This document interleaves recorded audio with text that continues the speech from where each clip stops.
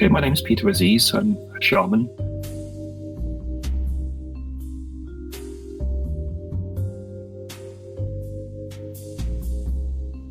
I've been working as a healer for many years, and I sort of teach courses on various types of magic. I do many forms of shamanism, kahuna, trained in voodoo, Javanese magic, South American shamanism. How long have you been doing this? About 50 years altogether. I started when I was 8. It was in the family because my grandmother was a witch from Hungary, so I was introduced to magic from a very early age. I got to do it more seriously from about 19 when I sort of got away from home and started studying, different forms of magic on my own. I got out and traveling the world, traveled to train with Pueblo Indians, South American shamanism, off to Haiti, Java. So ever since then I've been traveling and learning more. So total 50 years. When did you first join the Cabal, and how long were you in? That was about 2010. Yeah, about 2010 I joined. I was in it for about 5 years. And how was it in the beginning? In the beginning, it seemed a good idea. It started by buying a few magical items on eBay, and then he started inviting us to come and join his little group, learning this particular form of magic, his system of demons he was talking about. So I thought, it's an interesting thing to learn and get to a little group and support each other. Seems a nice idea at the time.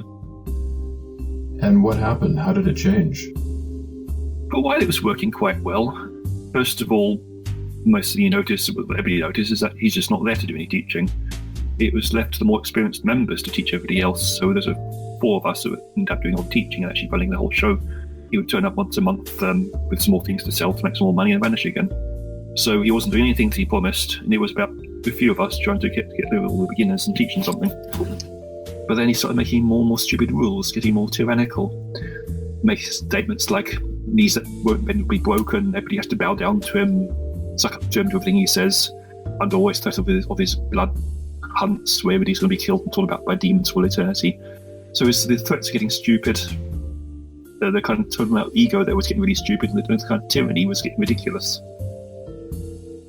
What finally made me leave was the fact that he started making these rules that you're not allowed to work with any system but his. He had a whole list of things you couldn't work with, which are many things I work with. Wasn't allowed to do voodoo, wasn't allowed to work with Hecate, weren't allowed to work with Lilith, weren't allowed to work with Kali. So it was only working with what he says, basically, and otherwise you're going to have this blood hunt and be killed and thrown to his demons and everything. Marcus and Somnus claim that they and their demons dissolve apostate connections to any other spirits. Oh yeah, that's what they were trying to do when I left, trying to say we're not allowed to work with this. But I left, and my magic's working just fine. No better. Furthermore, they're saying that any power that you have is being fueled by celestials or angels. Well, none of the things on the list that he was banning, which was the reason I left, were celestial. So they worked with voodoo, Kali, Hecate, Lilith. But these all kind of dark powers, nothing celestial there at all. Apart from that, if the magic works, who cares what it is? It works. His doesn't.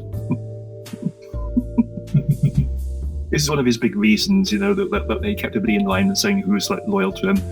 If it didn't work, it's because the plighted law to give them some lesson, and there was a good reason for it. If it worked, it was a celestial supporting us. It's crazy, isn't it? We do magic because we want it to work. That's the main priority here. Magic has to work. Mm-hmm. Otherwise, the excuses don't mean a thing.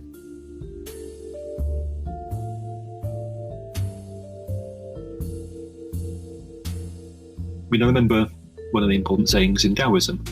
The Tao that can be taught is not the true Tao. Therefore, nobody can tell you that this is the only way. You must go and find truth for yourself by exploring everything. If somebody's telling you don't look there, they're trying to control you. They're not letting you discover truth. The truth is living and dynamic. And it's not put in simple words. One has to feel it. It has to make sense to where you're going in your life and to your inner being. And suddenly there's a waking up moment, aha, this is what it's all about. It makes sense because you feel it inside. We all have a personal link to power, and the particular powers we can all use. The fact that we can all do these shows it's part of the human potential. None of these powers really belong to one particular system or one particular deity. We have a connection to power, and here's some tools. Work with it, whatever connections you like. See, in any of these pure magical systems, they don't tell you what deities to worship. Any link to power is good as any if it works for you.